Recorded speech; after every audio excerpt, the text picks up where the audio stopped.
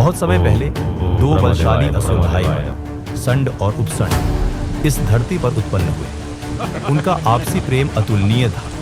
वे हर चीज साझा करते थे, यहाँ तक कि अपने विचार भी। लेकिन उनकी महत्वाकांक्षा असीमित थी। वे अमृत की खोज में निकले।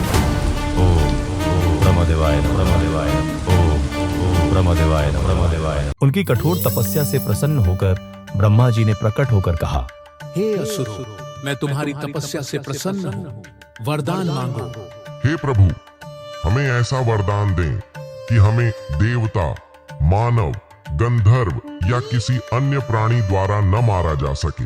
हम केवल एक दूसरे के हाथों मर सकते हैं। तथास्तु।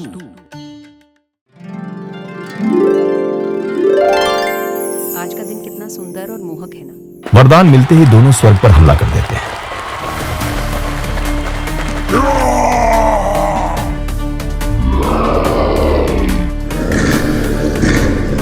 अब वे अजेय हो गए थे। उनके घमंड ने तीनों लोकों में कहर बरपाया। स्वर्ग हिल उठा, पृथ्वी कांप उठी और पाताल भयभीत हो गया। देवताओं को स्वर्ग छोड़कर भागना पड़ा।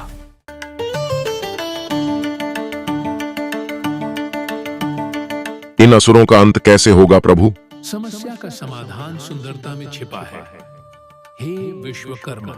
ब्रह्मा जी ने विश्वकर्मा को आदेश दिया, आप एक ऐसी अप्सरा का निर्माण करें जिसकी सुंदरता अद्वितीय हो। और फिर जन्म हुआ तिलोत्तमा का। ऐसी स्त्री जिसकी सुंदरता को देखकर स्वयं शिव, ब्रह्मा और इंद्र भी मोहित हो गए।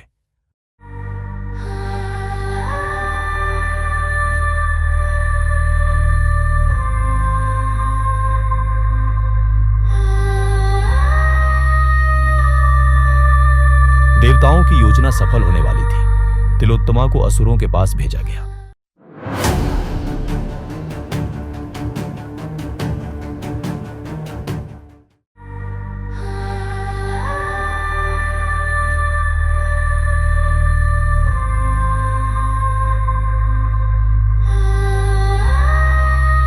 यह सुंदर अप्सरा कौन है? जो भी हो, ये इतनी सुंदर है, इसे तो मेरे साथ ही होना चाहिए। इसे सबसे पहले मैंने देखा है, तो ये मेरी होगी। मैं केवल उसे चुनूंगी जो सबसे बलशाली हो। पहले शब्दों के तीर चले, फिर अस्त्र शस्त्र उठा लिए गए।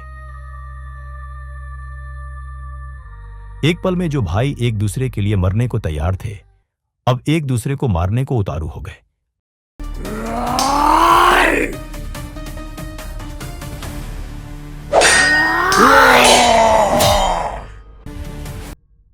और अंततः उन दोनों ने एक दूसरे को समाप्त कर दिया। और इस प्रकार एक स्त्री की सौंदर्य और चतुराई ने वह कर दिखाया जो युद्ध और देवशक्ति भी नहीं कर पाई थी। इस कथा से हमें सीख मिलती है, अहंकार और वासना सबसे बड़े दुश्मन होते हैं। शक्ति से ज्यादा बुद्धिमानी युद्ध जीतती है। छोटी सी कमजोरी भी सबसे बड़ी हार का कारण बन सकती है। अगर आपको ये कहानी अच्छी लगी हो तो वीडियो को लाइक करें, शेयर करें और चैनल को सब्सक्राइब करें। धन्यवाद।